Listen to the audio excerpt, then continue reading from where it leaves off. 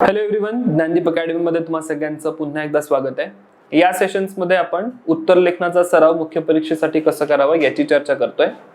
भूगोल विषयाच्या उत्तर लेखनासाठी ऑलरेडी आपण 2 सेशन्स केलेले आहेत. त्यामध्ये आपण समजून घेतलं की भूगोल विषयाची जी उत्तरं असतील ती कशा प्रकारे आपण लिहू शकतो. आता या ठिकाणी आपण एक तिसरा पार्ट कव्हर करू. बघूया कोणकोणती या सेशन मध्ये प्रश्न आहेत आणि त्या संदर्भात उत्तर लेखन आपलं कसं असायला हवं. तर जेव्हा आपण चर्चा करतोय पहिल्या प्रश्नाची, तर पहिला प्रश्न हा विचारलेला आहे, प्राथमिक खडक काय आहेत? प्राथमिक खडकांचे प्रकार व वैशिष्ट्ये विशद करा.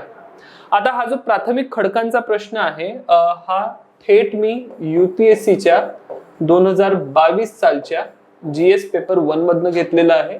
असा एक डायरेक्ट प्रश्न विचारलेला होता. अतिशय सोपा प्रश्न आहे. इझिली तुम्ही या प्रश्नाचं उत्तर लिहू शकता. फक्त तुम्हाला या ठिकाणी त्या संदर्भात जे काही कंटेंट असेल, कंटेंट प्रॉपरली प्रिपेअर्ड पाहिजे. आणि प्रायमरी रॉक्स या ठिकाणी प्राथमिक खडक जे आहेत, प्राथमिक खडकांना आपण इंग्रजीमध्ये म्हणतो प्रायमरी रॉक्स, मराठीमध्ये म्हणतो प्राथमिक खडक, किंवा आणखी एक शब्द इथे जो वापरला जाऊ शकतो तो असेल मूळ खडक. मूळ खडक काय आहेत हे माहिती हवं आणि त्याला अनुसरून मग आपलं उत्तर जे आहे सहजरित्या आपल्याला लिहिता येतं. आता बघूया काय काय कीवर्ड्स या ठिकाणी विचारलेले आहेत. जर कीवर्ड सांगायचे झाले तर कीवर्ड तुम्ही बघू शकता. सगळ्यात पहिला कीवर्ड या ठिकाणी असेल प्राथमिक खडक, आणि दुसरे कीवर्ड्स आहेत प्रकार आणि वैशिष्ट्य. तर प्राथमिक खडक काय आहेत ते सांगून प्रकार वैशिष्ट्य सांगायचे. इतके सिंपल या प्रश्नाचे डायमेन्शन्स आहेत. तर बघूया एक एक करून कशा प्रकारे या प्रश्नाचं उत्तर आपण लिहू शकतो. तर सगळ्यात पहिला मुद्दा जो असेल तो असेल या प्रश्नाची इंट्रोडक्शन करणे किंवा प्रस्तावना जी आपण लिहू शकतो ती समजून घेऊ. प्रस्तावना कशा प्रकारे लिहू शकतो, तर ऑलरेडी आपल्याला माहिती आहे की आपण एक फॅक्ट प्रेझेंट करू शकतो, जिओग्राफीचा आन्सर असेल तर, किंवा आपण कुठली एक डिफिनेशन लिहू शकतो. तर या ठिकाणी जर तुम्ही प्रश्न बघितला, प्रश्न हा बऱ्यापैकी डायरेक्ट आहे, राईट. प्रश्नामध्ये काही खूप जास्त आपल्याला व्हेरिएशन्स दिसत नाही. बऱ्यापैकी डायरेक्ट प्रश्न असेल, आणि डायरेक्ट प्रश्न असल्या कारणाने याचं उत्तर जे आहे हे उत्तर लिहिणं तितकंच सोपं सुद्धा आहे, आणि हे उत्तर लिहिणं तितकंच आपल्याला कठीण सुद्धा दिसून येईल. का कठीण आहे किंवा का सोपी आहे हे समजून घेऊ.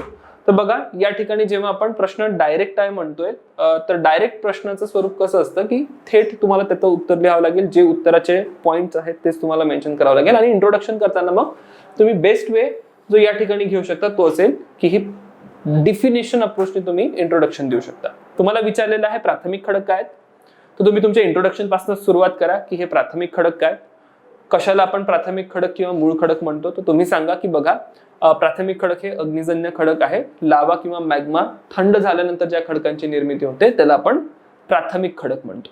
ठीक आहे. तर अशा प्रकारचं एक सिंपल डिफिनेशन अप्रोचने इंट्रोडक्शन तुम्ही या ठिकाणी लिहू शकता. आता दुसरा मुद्दा या ठिकाणी असेल की फक्त प्राथमिक खडक काय आहेत एवढं नमूद करून चालेल का, ते समजून घेऊ की नेमक्या अपेक्षा काय काय असतील या पर्टिक्युलर प्रश्नामध्ये. फक्त प्राथमिक खडक लिहिल्यानंतर दुसरा पार्ट प्रश्नाचा ऍड्रेस करायचा, की यानंतर काहीतरी आणखी ऍड करणे अपेक्षित आहे. तर बघा, प्रश्न काय विचारतोय, प्रश्न आपल्याला विचारतोय की हे मूळ खडक काय आहेत किंवा प्राथमिक खडक काय आहेत. ठीक आहे. आता प्राथमिक खडक काय आहेत हे तुम्ही सांगितलं डिफिनेशन देताना की बघा, जे काही अग्निजन्य खडक असतील, अग्निजन्य खडक हे प्राथमिक खडक आपण त्यांना म्हणतो. लावा थंड झाल्यानंतर जे खडक निर्माण होतात त्यांना आपण प्राथमिक खडक म्हणतो. तर हे इंट्रोडक्शन झाल्यानंतर अपेक्षित हे आहे की या ठिकाणी तुम्ही या खडकांना अग्निजन्य खडक जे आहेत त्यांना प्राथमिक खडक का म्हटलं जातं, का हे मूळ खडक आहेत हे स्पष्ट करणं अपेक्षित आहे. ठीक आहे. तर म्हणजे तुमच्या बॉडीचा जो पार्ट आता सुरू होतोय, तर बघा, पहिले आपण इंट्रोडक्शन लिहिला, इंट्रोडक्शन मध्ये सांगितलं, डिफिनेशन दिली की ही अग्निजन्य खडक किंवा प्राथमिक खडक काय आहेत.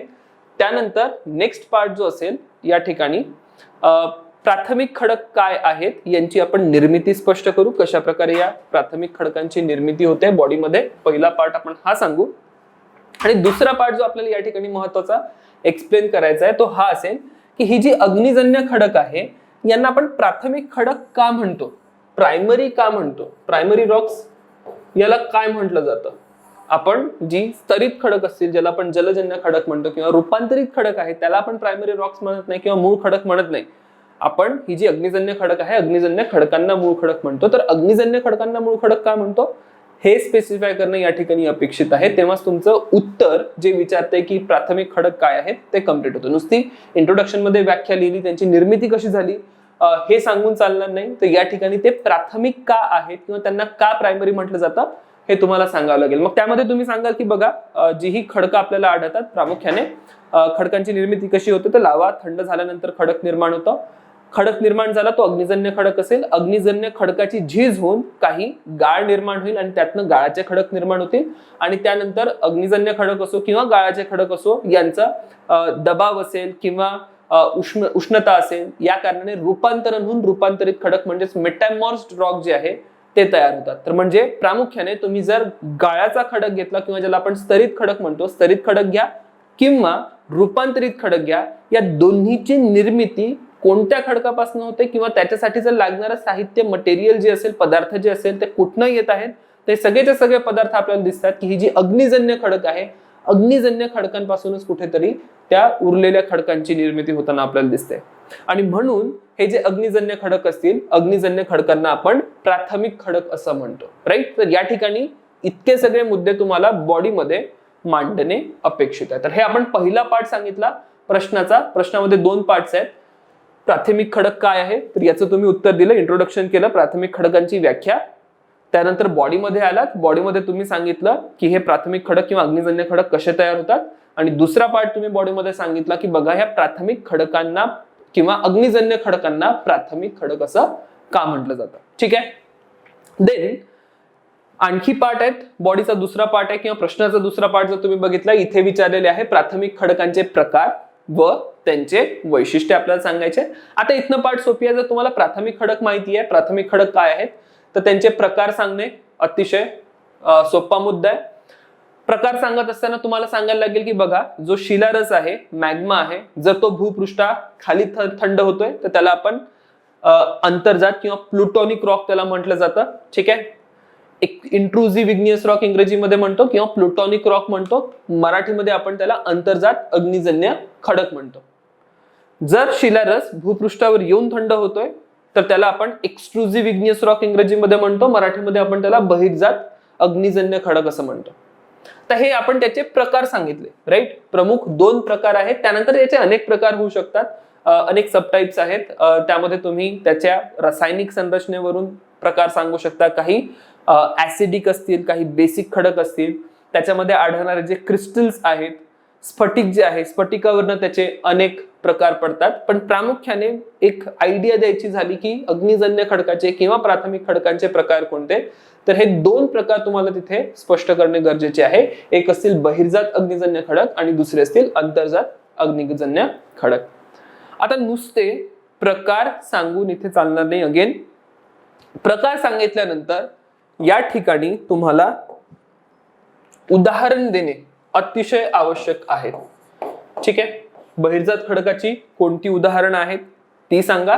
या ठिकाणी तुम्ही एक उदाहरण देऊ शकता, ते म्हणजे बेसाल्टचा खडक. हा एक बहिर्जात खडक आहे, एक्सट्रुझिव्ह इग्नियस रॉक आहे. त्यानंतर अंतर्जात खडकाचं एक उदाहरण तुम्ही देऊ शकता, ते म्हणजे ग्रेनाइट. ऍटलिस्ट 1-2 उदाहरणं दोनही खडकाची तुम्ही देण्याचा प्रयत्न करा. आणि एवढं एक्सप्लेन केल्यानंतर बऱ्यापैकी तुम्ही प्रश्नाची जी प्रकाराची डिमांड आहे ती मीट केली आहे. एक बेसिक जे तुम्हाला विचारलं होतं ते तुम्ही सांगितलंय. पण आता थोडंसं ऍडिशनली तुम्ही इथे एक्सप्लेन करणं गरजेचं आहे की बघा मुळात कुठल्याही प्राथमिक खडकाचे किंवा अग्निजन्य खडकाचे साधारणपणे 2 प्रकार आपल्याला दिसतात. एक्सट्रुझिव्ह इग्नियस रॉक म्हणजेच बहिर्जात अग्निजन्य खडक आणि इंट्रुझिव्ह इग्नियस रॉक म्हणजेच अंतर्जात अग्निजन्य खडक. पण याच्यामध्येही मग अनेक प्रकार असू शकतात. तर थोडक्यात एका ओळीत किंवा 2 ओळीमध्ये तुम्ही सांगा की हे जे खडक आहेत, अग्निजन्य खडक आहेत, अग्निजन्य खडकांच्या टेक्स्चरवर किंवा त्यांचे जे काही रूप असेल त्याच्यानुसार त्याचे अनेक प्रकार पडतात. काही काचीय खडक असू शकतात, प्युमाइस सारखे काही खडक असू शकतात. हे तुम्ही तिथे स्पष्ट करा.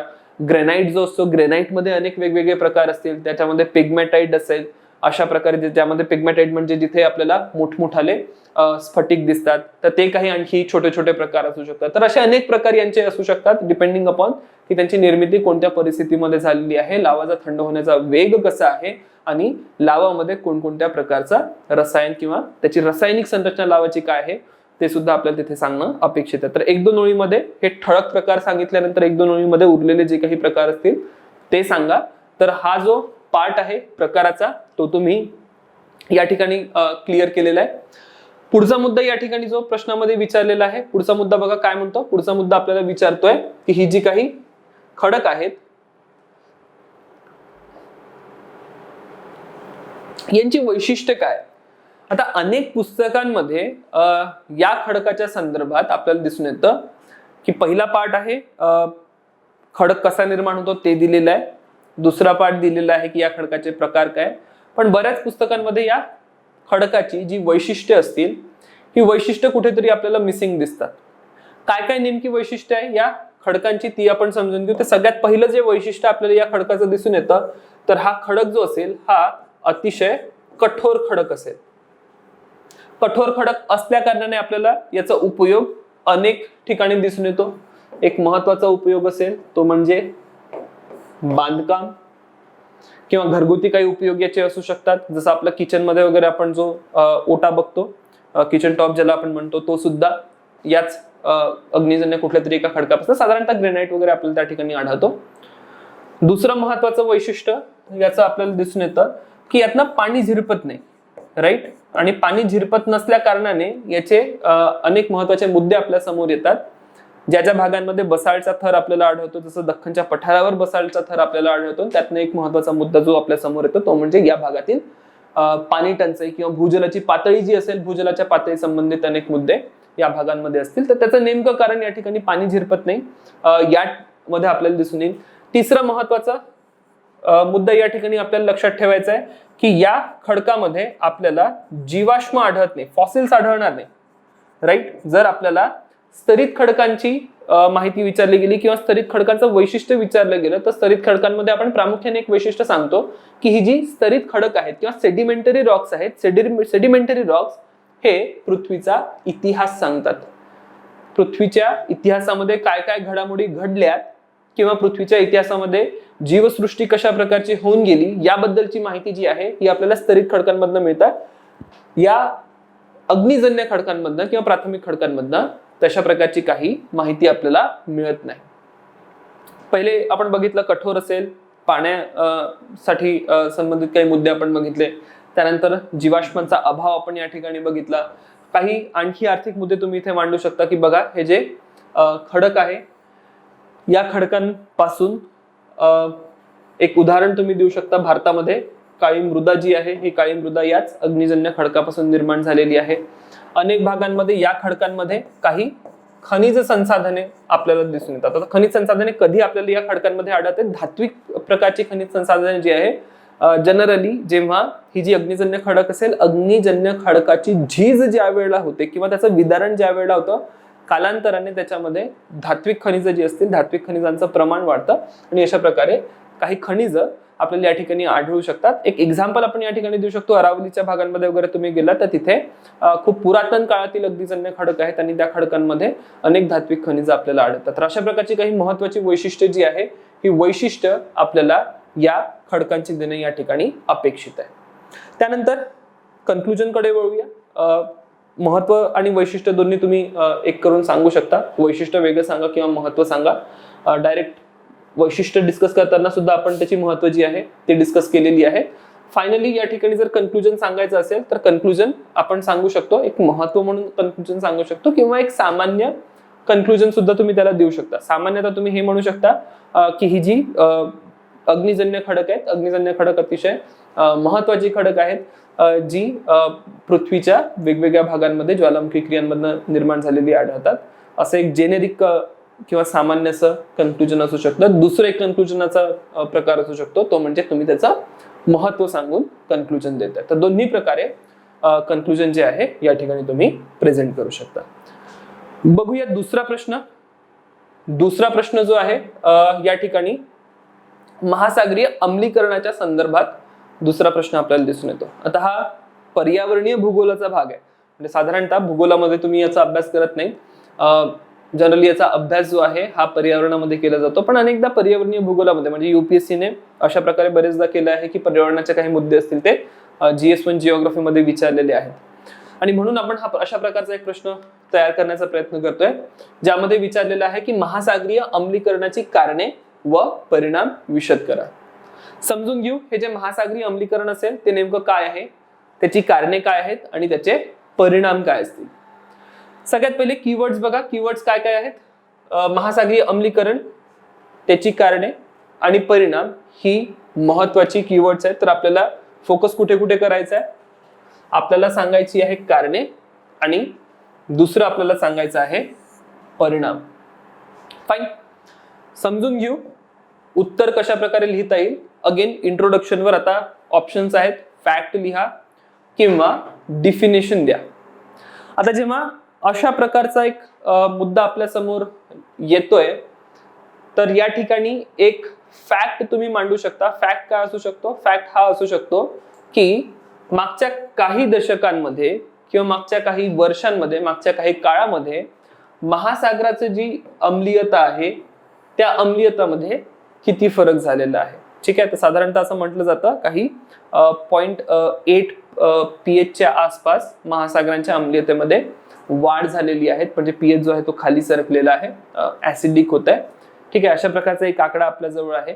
तर तो आपण सांगू शकतो की बघा, औद्योगिक क्रांतीच्या पूर्वी आणि औद्योगिक क्रांतीनंतर आता 2022 मध्ये महासागराच्या अम्लीकरणामध्ये किंवा महासागराच्या pH मध्ये आपल्याला बदल झालेला दिसून येतो. जवळपास 0.8 च्या आसपास हा pH आपल्याला दिसून येतो जो बदललेला आहे. ठीक आहे, बदल हा 0.8 ने आहे असं सांगितलं जातं. नाऊ आपण हे फॅक्ट बघतोय. फॅक्ट बेस तुम्ही इंट्रोडक्शन देऊ शकता. दुसरं एक इंट्रोडक्शन असू शकतात जे असेल डिफिनेशन बेस, ज्यामध्ये तुम्ही सांगाल की बघा महासागरी अम्लीकरण म्हणजे काय. तर महासागरी अम्लीकरण म्हणजे काय? महासागराचा जो pH बदलतोय किंवा महासागराचा जो pH कमी होतोय हे झालं महासागराचं अम्लीकरण. अतिशय बेसिक डिफिनेशन आहे, राईट. पण आता महासागरी अम्लीकरण डिफाईन सुद्धा केलं जाऊ शकतं, जे मी तुम्हाला सांगितलं कशा प्रकारे ते डिफाईन केलं जाऊ शकतं. आता तुम्हाला चॉईस करायची आहे की तुम्हाला फॅक्ट बेस्ड इंट्रोडक्शन लिहायचं आहे की डिफिनेशन बेस्ड इंट्रोडक्शन लिहायचं आहे. माझ्या मते या ठिकाणी दोन्ही जर तुम्ही इंट्रोडक्शन्स बघितले तर बऱ्यापैकी जवळजवळ सारखे आहेत. म्हणजे महासागरी अम्लीकरण ही अशी काही कॉमन फिनॉमिना नाहीये किंवा खूप साधारणपणे सगळ्यांना माहीत असलेली एक घटना नाहीये. जेव्हा आपण महासागरी अम्लीकरण म्हणतोय आपण हेच सुचवतोय की महासागरांचा जो pH आहे, महासागरांचा pH हा घसरतोय, राईट. आणि सिन्स महासागराचा pH घसरतोय तर त्यामध्ये तुम्ही बघू शकता की तुम्ही डिफिनेशन द्याल ते सुद्धा योग्य असेल किंवा तुम्ही एक्झॅक्टली सांगा की महासागराचा pH कितीने घटलाय. पण या व्यतिरिक्त आणखी एक तिसरा अप्रोच जो चांगला असेल तो मी तुम्हाला सुचवू इच्छितो की जेव्हा तुम्ही तिसरा अप्रोच म्हणताय कंबाईन करा फॅक्ट आणि डिफिनेशन. पहिले सांगा की महासागरी अम्लीकरण काय, तर त्यामध्ये मी म्हणेन की बघा महासागरी अम्लीकरण म्हणजे महासागराचा जो pH घसरतोय हे झालं महासागरीय अम्लीकरण. काही कारणास्तव, कारण की कारण इथे द्यायची नाही इंट्रोडक्शन मध्ये, कारण सांगू नका, कारण की इंट्रोडक्शन हा फक्त एक परिचय आहे, मुद्द्याचा एक परिचय, राईट. तर त्याच्यामध्ये समजा तुम्ही हे म्हटलं की बघा अमुक अमुक कारणाने महासागराचा pH जो आहे हा pH घसरतोय, तर तुम्ही थेट उत्तर तिथे सांगितलं. आणि द मोमेंट तुम्ही थेट उत्तर तिथे सांगितलं, तुमचा प्रश्न जो आहे तर उत्तर जे आहे उत्तर तिथे आलं आणि त्याच्यामध्ये मग पुन्हा काही फर्दर फ्लो तयार होत नाही. तर म्हणून ते थेट उत्तर नाही सांगायचा, परिचय द्यायचा.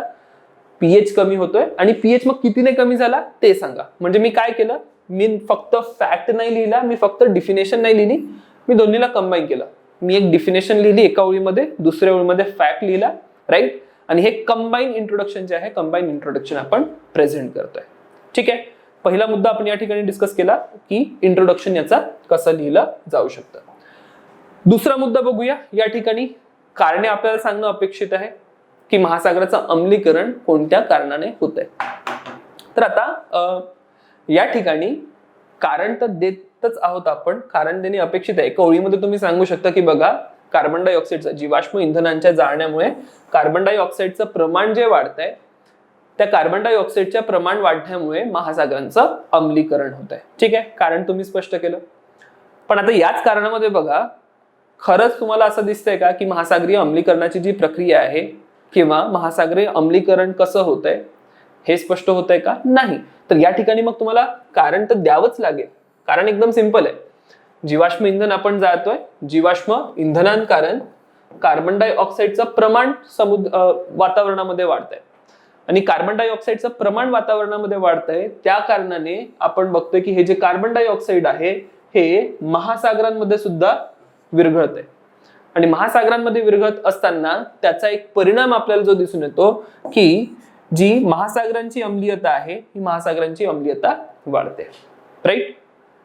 नाउ एवढं सांगितल्यानंतर तुम्हाला या ठिकाणी कोणती नेमकी केमिकल रिॲक्शन होते, रासायनिक प्रक्रिया काय आहे ही लिहिणं सुद्धा अपेक्षित आहे. तर तुम्ही सांगाल की बघा महासागरांमध्ये कार्बन डायऑक्साईडचं प्रमाण जास्त वाढते कारण की हवामानामध्ये कार्बन डायऑक्साईडचं प्रमाण वाढलं. आता या ठिकाणी आकडा जर तुम्ही देऊ शकलात, 2 आकडे लक्षात ठेवा. 1750च्या आधी हवामानामध्ये कार्बन डायऑक्साईडचं जे प्रमाण होतं ते जवळजवळ 280 पार्ट्स पर मिलियनच्या आसपास होतं. कधी? 1750 म्हणजेच औद्योगिक क्रांतीच्या अगोदर.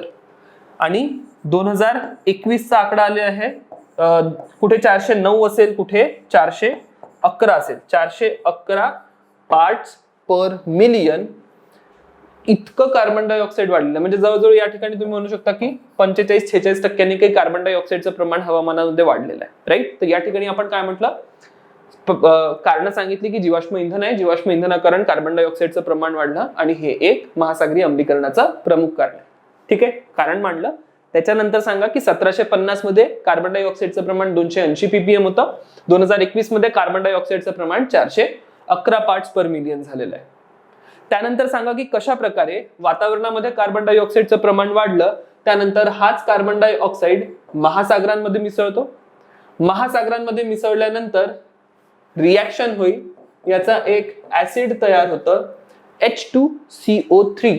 ठीक आहे, H2CO3 हे स्टेबल नसतं, तर H2CO3 जे आहे हे स्प्लिट होऊन H+ आणि CO3- आयन बायकार्बोनेट आयन्स तयार होतात आणि H+ आयन्स या ठिकाणी तयार होतात.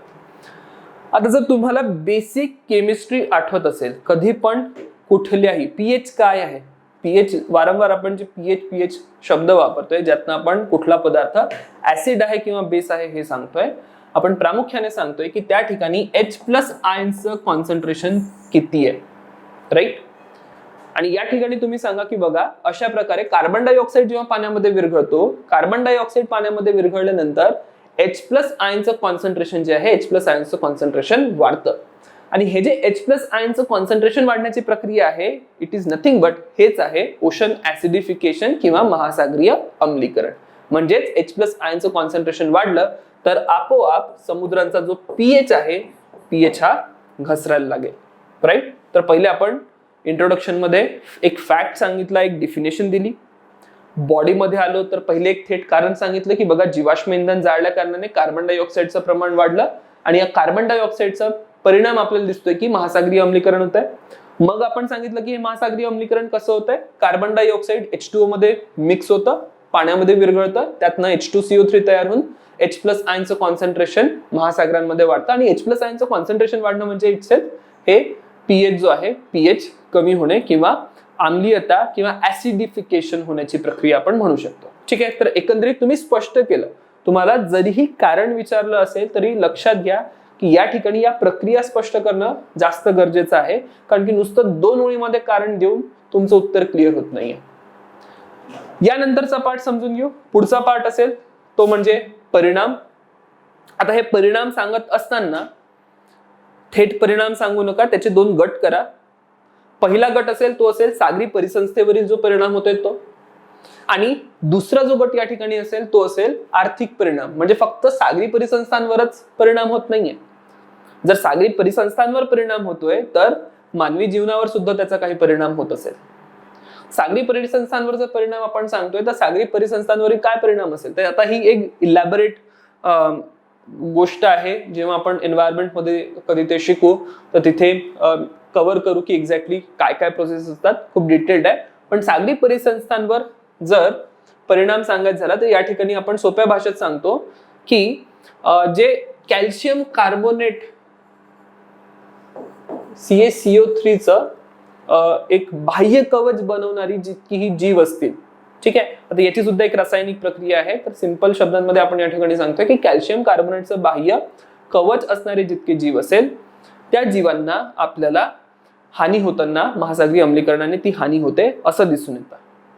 ती हानी झाली की जी सागरीय अन्न साखळी आहे किंवा जी जलीय अन्न साखळी आहे ती अन्न साखळी कोलमटते. आणि एकदा कुठल्याही परिस्थितीतील अन्न साखळी कोलमडली तर त्याचे दुष्परिणाम त्या परिसंस्थेतील बाकी घटकांवर होताना आपल्याला दिसून येते. तर अशा प्रकारे तुम्हाला थोडंसं व्यवस्थितरित्या एलॅबोरेट करून सांगावं लागेल की सागरी परिसंस्थांवर परिणाम काय असते.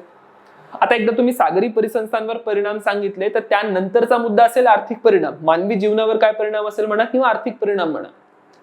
तर मानवी जीवनावरचा जो तुम्ही परिणाम सांगत आहात तर मानवी जीवनामध्ये जे किनारपट्टीच्या भागांमध्ये लोक आहेत, किनारपट्टीच्या भागांमधील जी काही समूह असतील त्या समूहांचा उदरनिर्वाह आपण प्रामुख्याने बघतो की हा सागरी परिसंस्थेवर चालतो किंवा सागरामध्ये जी जैविक संसाधने मिळतात ज्यामध्ये मत्स्योत्पादन असेल किंवा इतर तत्सम पदार्थ असतील या सर्वांपासून त्यांचं जीवन चालतंय किंवा त्यांचा उदरनिर्वाह चालतोय. आणि निश्चितच जर सागरी परिसंस्था कोलमडली तर सागरी परिसंस्था कोलमडण्याचा आर्थिक परिणाम मानवी जीवनावर सुद्धा आपल्याला दिसून येईल.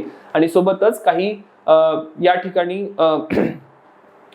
याचे बाकी परिणाम सुद्धा पर्यावरणीय परिणाम आपल्याला दिसून येईल की जी बायोडायव्हर्सिटी वगैरे आहे, बायोडायव्हर्सिटी कमी होईल, असे अनेक परिणाम तुम्ही इथे सांगू शकता. पण प्रामुख्याने परिणाम सांगत असताना हे 2 गट करून परिणाम सांगणे अपेक्षित आहे. ठीक आहे, तर पहिले आपण इंट्रोडक्शन दिलं, मग कारण सांगितली, मग स्पष्ट केलं की कशा प्रकारे महासागरीय अम्लीकरण होते आणि शेवटी आपण सांगितलं की याचे थोडक्यात परिणाम काय असतील. त्यानंतर येतोय आपण कन्क्लुजन कडे. कन्क्लुजन काय करू शकता तर सिंपल कन्क्लुजन असतील या ठिकाणी उपाय काय असू शकतात. म्हणजे ही जी काही परिस्थिती उद्भवते या परिस्थितीवर उपाय काय असू शकतात हे आपल्याला सांगणं गरजेचं आहे.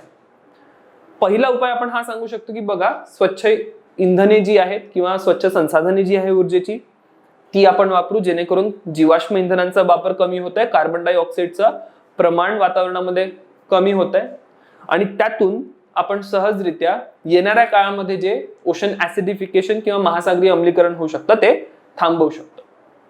दुसरा उपाय तुम्हाला या ठिकाणी आणखी सुचवावा लागेल की बघा, जे आतापर्यंतचे जे परिणाम झाले आहे त्या संबंधित किनारपट्टीचे समूह जे असतील किंवा लोकांचे समूह जे असतील ज्यांचा उदरनिर्वाह या सागरी परिसंस्थांवर आहे त्यांच्यावर जो परिणाम झाला आहे तो समजून घेणे आणि त्या संबंधित काही आणखी उपाययोजना किंवा त्यांना मदत पोहोचवणे अशा प्रकारचे उपाय केले जाणे सुद्धा अपेक्षित आहे. तर अशा प्रकारे कन्क्लुजन मध्ये थोडक्यात तुम्ही उपाय सांगा की काय काय केलं जाऊ शकतं आणि तुम्ही ते जे उत्तर असेल ते एक परिपूर्ण उत्तर या ठिकाणी लिहितात.